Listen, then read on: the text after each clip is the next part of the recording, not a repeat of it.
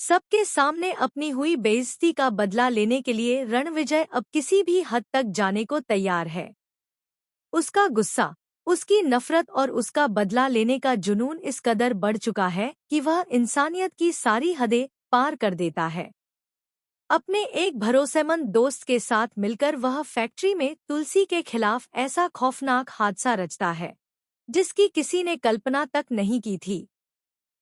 लेकिन किस्मत को कुछ और ही मंजूर था। जिस पल तुलसी की जिंदगी खतरे में होती है, उसी पल मेहर सामने आती है और तुलसी को बचाने के लिए अपनी जान तक कुर्बान कर देती है। यह हादसा पूरे परिवार को झकझोर कर रख देता है। जी हाँ दोस्तों, क्योंकि सास भी कभी बहू थी का आने वाला ट्रैक अब इमोशन, साजिश और बदले के तड़के से भरपूर होने वाला है।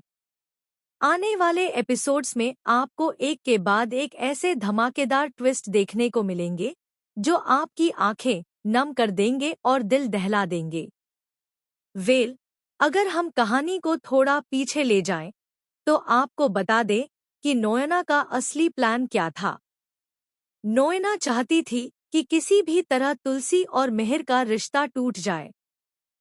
उसका सपना था कि तुलसी घर से बाहर हो जाए और वह मेहर के साथ मिलकर अपनी एक नई दुनिया बसाए। नोएना दिनरात यही सोचती रहती थी कि जैसे ही डिवोर्स होगा, मेहर अकेला पड़ जाएगा और वही मौका होगा जब वह मेहर के साथ मिलकर घर और फैक्ट्री दोनों पर कब्जा कर लेगी। लेकिन उसे क्या पता था कि तुलसी उसके सारे अरमानों पर एक ही झटके में पानी फेर देगी। जी हाँ दोस्तों, जैसे ही फैमिली कोर्ट में डिवोर्स की सुनवाई शुरू होती है, वहां मौजूद हर शख्स को एक बड़ा झटका लगता है। सबको उम्मीद होती है कि तुलसी चुपचाप डिवोर्स के पेपर्स पर साइन कर देगी। यहाँ तक कि नोएना भी अपने मन में जीत का जश्न मना चुकी होती है। लेकिन तभी तुलसी सबको हैरान करते हुए डिवोर्स लेने से साफ मना कर देती है। वह कहती है कि उसे सोचने के लिए वक्त चाहिए। 40 साल का रिश्ता कोई मजाक नहीं होता।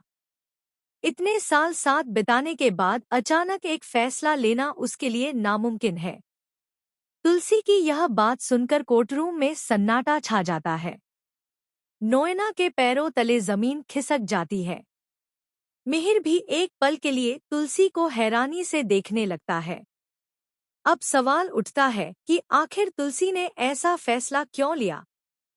दरअसल एक दिन पहले मेहर ने तुलसी से चोरी छिपे मुलाकात की होती।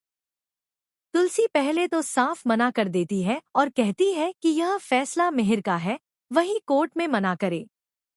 लेकिन मेहर चालाकी से कहता है कि उसके मना करने और तुलसी के मना करने में बहुत फर्क है।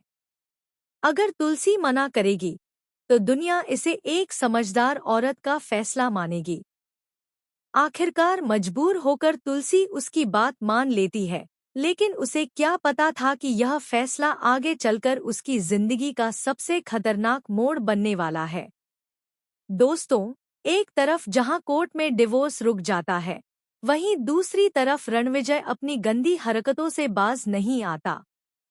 वह वैष्णवी के साथ छेड़खानी करता है और अपनी दरिंदगी की सारी हदें पार कर देता है।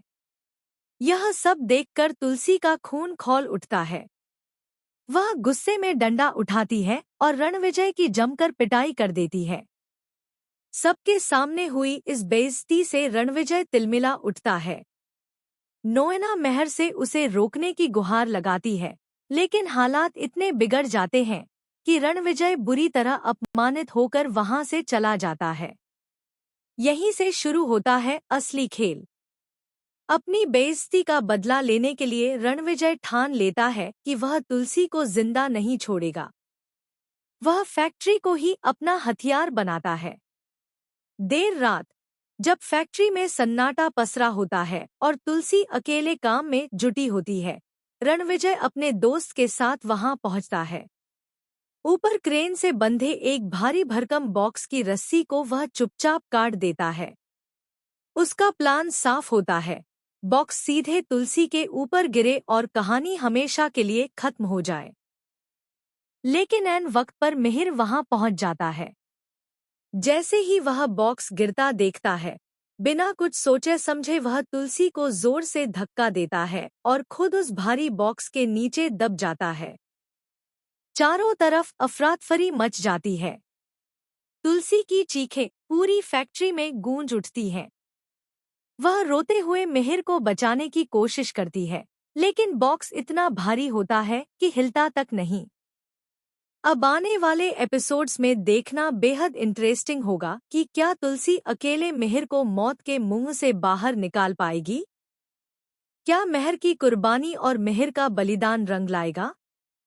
और सबसे बड़ा सवाल, क्या रणविजय अपने किए की सजा से बच पाएगा या उसका सच सबके सामने आ जाएगा? दोस्तों, आप कितने एक्साइटेड हैं इस शॉकिंग और इमोशनल ट्विस्ट को देखने के लिए?